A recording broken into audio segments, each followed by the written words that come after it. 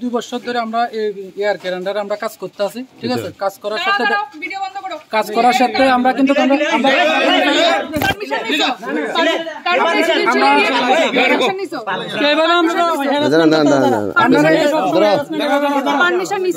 আপনি মোবাইলটা হাত দিছেন কেন? পারমিশন নিছো কেন? কি না এটা বলো। আমি ও রাস্তার মধ্যে করতেছি, আপনার পারমিশন কেন? মানে তুমি আমার বাড়ির সামনে করতেছো। আপনার বাড়ির অফিস টাকা ম্যাডাম, অফিস টাকা তাদের অভিযোগ, আপনি আমার মোবাইলে ধরছেন কেন? 1 মিনিট, তোমার অফিস তো আপনি আমার মোবাইলে ধরছেন কেন? কর্মস্থান মানে কি? তোমার পূজার মতো জায়গা তো, তুমি এখান থেকে টাকা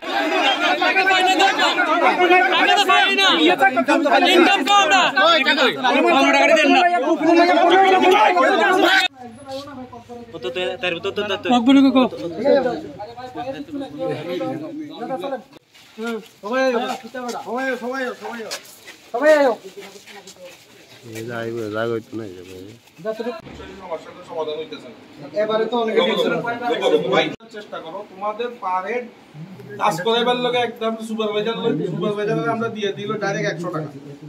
তোমরা কইবা যে স্যার এটা তো আমাদের দেখার বিষয় না তোমাদের, বাট আমরা যে কাজ করি আমাদের কোটেশনের জন্য 300 টাকা 400 টাকা দিই।